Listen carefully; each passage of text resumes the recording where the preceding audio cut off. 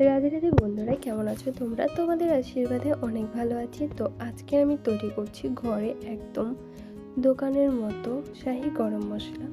তো এর জন্য যা যা লাগবে আমি তোমাদের সবই দেখিয়ে দেব। তো আমার এখানে এক প্যাকেট পাওয়া যায়, মানে গোটা গরম মশলা আমি এরকমই একটা কিনে এনেছি।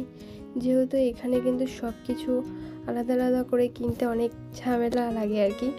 যাই হোক, এর মধ্যে এই যে বড় এলাচ, ছোটো এলাচ, দারুচিনি, তারপর লবঙ্গ, তেজপাতা, গোলমরিচ, এগুলো সবই ছিল। এমনকি এর মধ্যে কিন্তু শাহি জিরাও মিশানো ছিল। তো আমি মোটামুটি সবগুলো আলাদা করে নিয়েছি। আর এর মধ্যে যে জিনিসগুলো ছিল না সেই জিনিসগুলো আমি অ্যাড করে নিচ্ছি।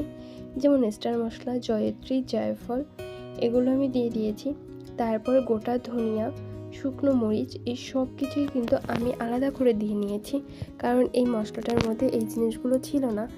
আর জয়ত্রী ছাড়া কিন্তু গরম মশলার গন্ধটা আশা করাটাও ভুল। আর এই যে জয়ফল ছাড়া আর কি, ভুলে জয়ত্রী বলেছি। তো জয়ফল আমি নিয়েছিলাম 4টা, কিন্তু পরবর্তীতে আমার মামনিকে ফোন দিয়ে বললাম। তো মামনি বলল যে 4টা না, তুমি একটা দাও, বা আরেকটার অর্ধেক মানে 1.5টা দাও, এতে কিন্তু অনেক বেশি গন্ধ হয়ে যাবে। তারপরে আমি এই জয়ফল থেকে তুলে রেখেছিলাম, আমি একটা আরেকটার অর্ধেক দিয়েছিলাম, কারণ জয়ফলে অনেকটা কিন্তু গন্ধ বেশি হয়ে গেলে তখন আর গরম মশলাটা ভালো লাগবে না। তো এই যে আমি যা যা নিয়েছি সবই তোমাদের দেখিয়ে নিলাম।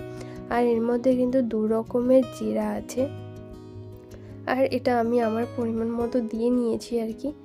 এই যে আমি একটু গরম করে নেব। আর আমি কারেন্টের চুলায় রান্না করছি, আর এখানে কিন্তু পাওয়ার আমি 1-এ দিয়েছি, আর খুবই অল্প আছে যেহেতু করতে হবে, যে কারণে আমি তোমাদের প্রথমে দেখিয়ে দিয়েছি যে আমি 1-এ পাওয়ার দিয়ে তারপর গরম মশলাটাকে ভেজে নিচ্ছি। আর এটা ভাজা বললেও ভুল হবে, জাস্ট গরম করা। যখন এই মশলাটা হাতে নিয়ে 3 সেকেন্ডের বেশি রাখা যাবে না, তখন বুঝতে হবে যে এই মশলাটা ভাজা হয়ে গেছে। আর এরই মধ্যে কিন্তু ঘর গন্ধে মমো করছিল। এরপর একটু ঠান্ডা হয়ে যাওয়ার পরে নিয়ে এসেছি মিক্সির কাছে, এটাকে গুঁড়ো করে নেব। তো চলো আমরা একটু গুঁড়ো করে নিই। আর এটা যখনই গুঁড়ো করা শুরু করেছি না, ঘরে মনে হয় গন্ধে আমিই থাকতে পারছিলাম না, এত সুন্দর গন্ধ হয়েছে। আর একদম দোকানের যে শাহি গরম মশলার গন্ধটা, ঘরে তৈরির গরম মশলাটার কিন্তু গন্ধ সেরকমই এসেছে। তো এর মধ্যে কিন্তু তোমরা চাইলে সাদা যে গোলমরিচটা পাওয়া যায়, তারপরে গোলাপের পাপড়ি, সব কিছুই দিতে পারো। তো এই যে আমি নিয়ে নিয়েছি, এখন একটু চেলে নেব, কারণ একবারে কিন্তু একদম মিহি হবে না।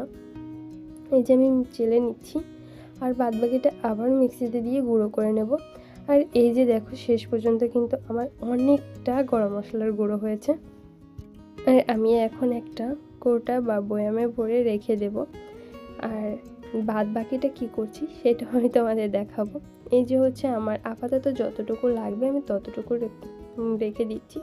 আর আমি যেভাবে দেখিয়ে দিয়েছি এভাবে যদি তোমরা করো তাহলে কিন্তু প্রায় 1 বছর পর্যন্ত সংরক্ষণ করতে পারবে।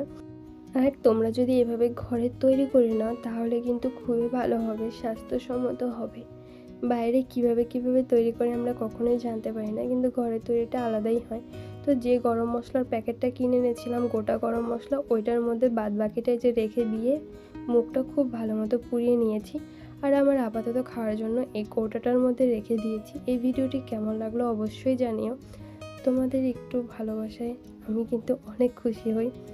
যদি আমার ভিডিওগুলো ভালো লাগে আমার চ্যানেলটিকে সাবস্ক্রাইব করে দিও, ফেসবুক থেকে দেখে থাকলে পেজটিকে ফলো করে দিও। দেখা হচ্ছে অন্য ভিডিওতে। টাটা বন্ধুরা।